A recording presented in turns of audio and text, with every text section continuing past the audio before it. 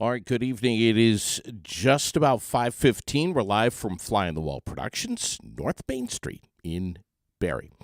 Aired Out Podcast, we have a special weather statement that is just coming into central Vermont, and I figure what better way than bring on those that are bringing this information to you. That's Joe Waldsworth, Barrie City Fire Deputy Fire Chief, and Bob Gowans, Montpelier City Fire Chief. Good evening to both of you, gentlemen. Good evening, and thank you for having us. Yeah, we appreciate you both linking up with us here. This is fantastic that we're able to get you on the air. Press release has gone out. We've got it. I'm not sure if this has gone completely public, but I think most of us know by now that we're going to be dealing with some real dangerous wind chills impacting all of central Vermont and beyond. Yeah, it's supposed to be pretty cold. Wind chills will be anywhere from 15 to 45 below zero, with a raw temperature below zero. So the coldest period, Joe, is going to be Friday through Saturday? Yeah, it looks like Friday night around 10 p.m. straight through till Saturday, and it doesn't look like it's going to break until early evening Saturday. All right. So these temperatures, obviously, were pretty hardy up here in the North Country, and we have felt temperatures like this before, but they're pretty serious. 15 to 45 below zero, and possibly even colder than that. This is this polar vortex, this extreme Arctic blast that is pushing its way down south into northern New England, and this is going to hit us. We're going to feel this big time. Let's talk about. We're going to talk about some of the warming shelters and what you guys have in place for the community. But first off, frostbite, hypothermia. This is something that can come on real fast. Yep, within minutes. Literally, any exposed skin will freeze, and those ice crystals that are forming is what caused the damages to your cellular level, and you'll get some white blanching at first, hardened skin. Your extremities will become sore and painful, and that's when the damage happens. And actually, further damage happens when you rub it briskly or you warm it up quickly, like if you submerge it into a tub of hot water or whatever. So it's pretty serious.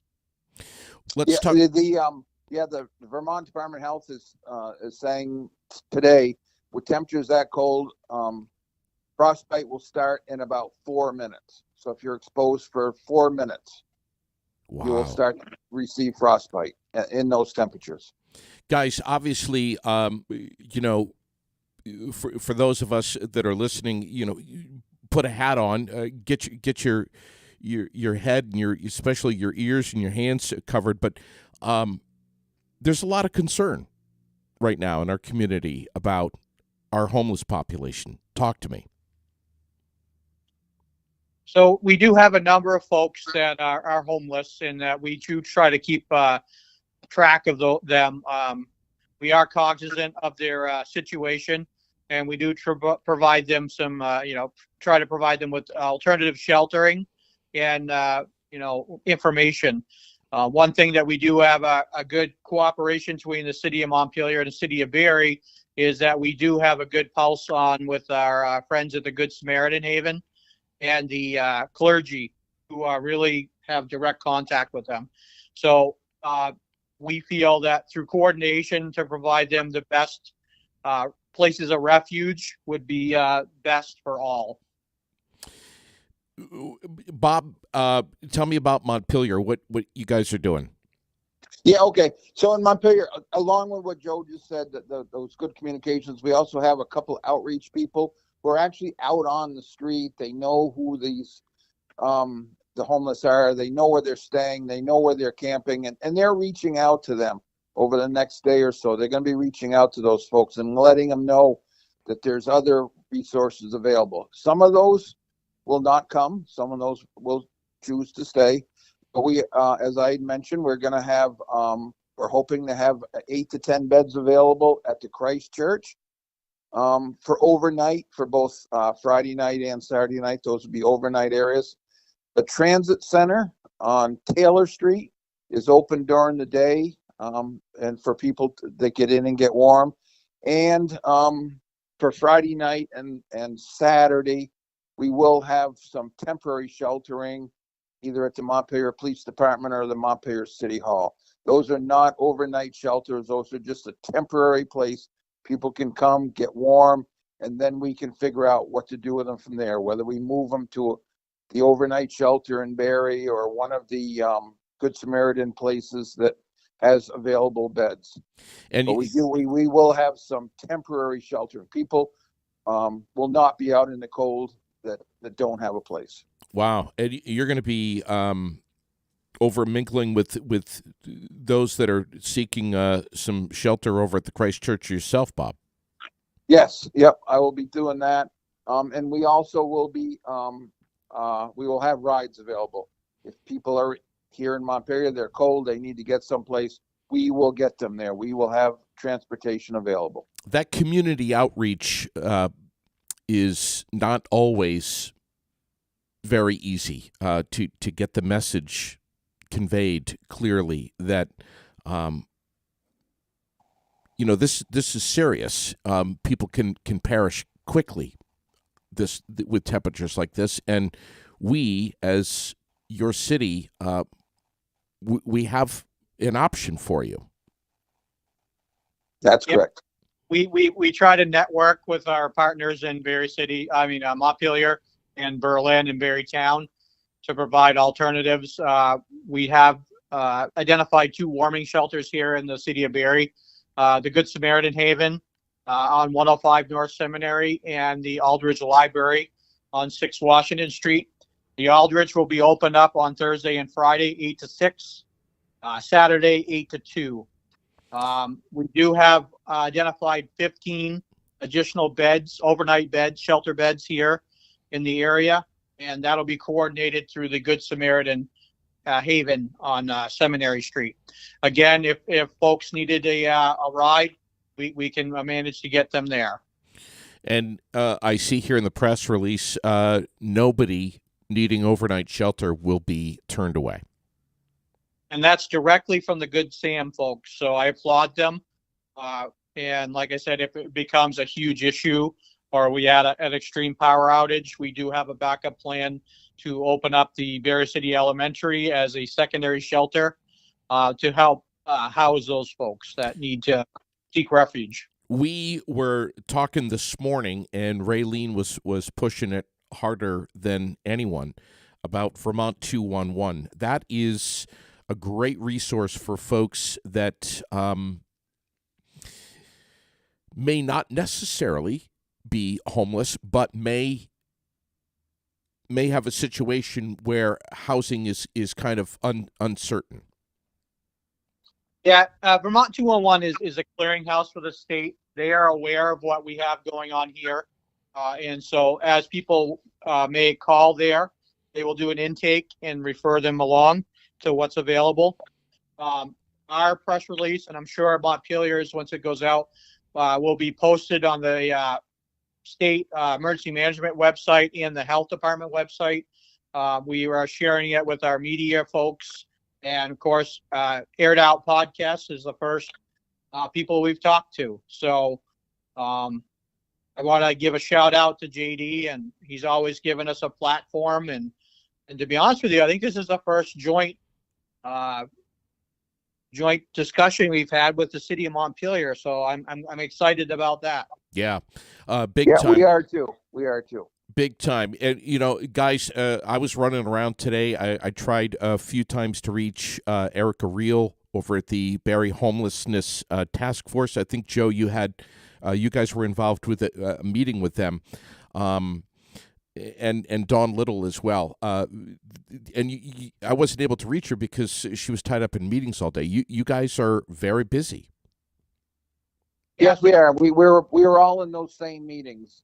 Eric was there, Joe, myself, Don, our city managers. We're working very closely together on this situation. If you lose power, you've got low hanging power lines, please call Green Mountain Power. We're going to post that phone number up here in a second, but don't call 911. You guys are dealing with plenty of other things, but if it's anything related to power lines, obviously stay the hell away from them. Don't touch them. Don't go near them. Just call Green Mountain Power or the utilities.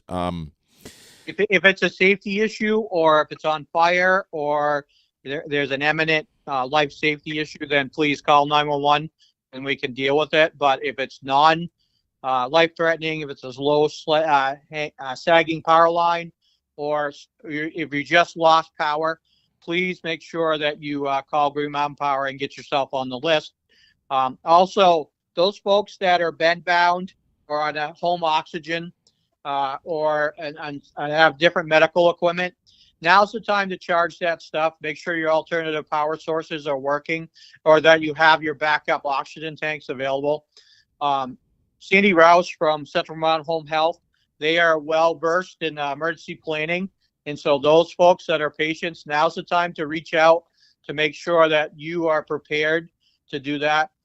Both our departments have a smaller supply of oxygen on hand, but one thing that we don't have are the big regulators to be able to supply you. So the smaller tanks won't last long. The larger tanks take a specialized regulator, which we would actually end up having to find for you. So we encourage you to plan ahead.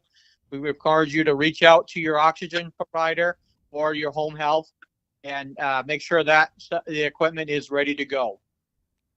Again, the National Weather Service issuing a warning for sharply colder temperatures and gusty winds starting Thursday through the weekend, and the coldest period, and we're going to be posting this right up right now in the link here. The coldest period is going to be Friday through Saturday, with expected wind chills 15 to 45 below zero, and maybe even colder than that. Yes, yes. I saw that the penguin plunge, first time I think ever that they're telling folks to do their plunge at another time, virtually or remotely, but another time. Essentially, they've had to postpone it. Obviously, I mean that's crazy. Yes, they postponed. The National Weather Service is saying that this will be the coldest we've seen since the early 90s. My 1990s. Gosh. Yeah. So and please give a share on this one for people that are needing a warm place to stay during the daytime hours. Good Samaritan on Seminary Street in Barrie, the Aldrich Library, Washington Street here in Barrie. That'll be open Thursday through Friday, 8 till 6, and Saturday, 8 till 2. Over in Montpelier, the Christ Church. Bob, any other information about Montpelier that we need to get out? The Christ Church will be available, and if people call, if we find people, we will stage them either at the police station, community room, or Montpelier City Hall until we can get them to a shelter. All right. Go ahead, They Joe. also about another way. I think Thursday and Friday has walk-in capability, and the transit center. There are some hours to be posted during the day for the transit center too. Don Little was a great wealth of knowledge when it came to that stuff. Listen, you guys are doing a great job. Bob, is there anything else, or Joe, that you guys would like to add before we wrap up? No, I don't think. The only thing I would add is just remind people it's going to be very cold, and if you're having trouble heating your homes, reach out to us. Please don't use your electric stove. Please don't use fireplaces or things like that you're not used to using. This is a very dangerous time for fire. So if you're in your home and you're having trouble, your furnace, something, please reach out to get some assistance. Don't try and do it yourselves, and which could start a fire. My God, I mean, here we got the heads of the fire department, and we forgot to mention that. carbon monoxide poisoning. I mean, if something, like you just said, just to echo that, if something happens, learn about carbon monoxide. I mean, don't have a kerosene heater going in your house. If Correct. And Joe, you've said before, if it's something that belongs outside, then it belongs outside, and that doesn't include being in your garage, even with your garage door open. Those CO2 chemicals can make their way into your house. Well, you just have to remember, carbon monoxide is odorless and tasteless. It's a very weighted gas that likes to settle down into the lower parts of your home. Generally, when people, I like to remind them about generator safety and distance from the house. I think that, prevent from getting the carbon monoxide and the exhaust to come inside. I like to remind people about candle safety, that don't go to bed with your candles on.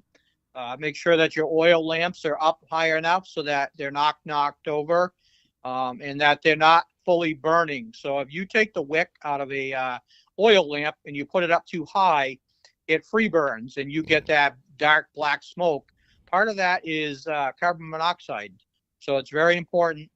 Those people that have a lot of snow on their roofs or by the vents on the next side, clean that out from your gas furnaces and your hot water tanks.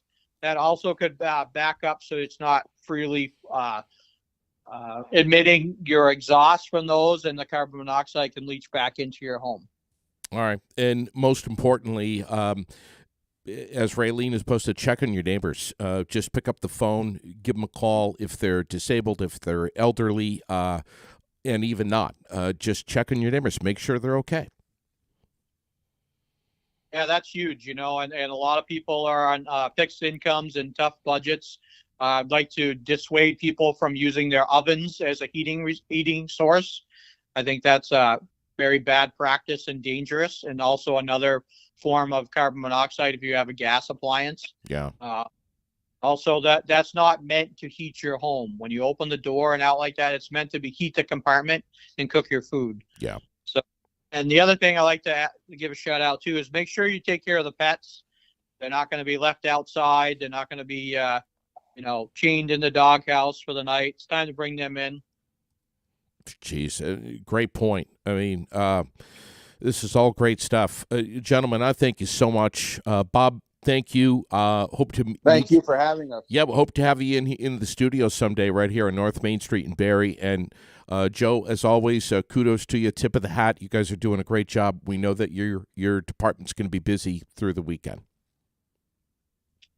Well, thank you. And like I said, we're going to have additional staffing on Friday night to make sure that we're adequately able to respond. And I think, good planning gives us good performance, and, plan for the worst and hope for the best, right? Yeah. That's right. Yep. Thank you, Bob. Thank you, Joe. We appreciate you guys so much. Thank you. Take care.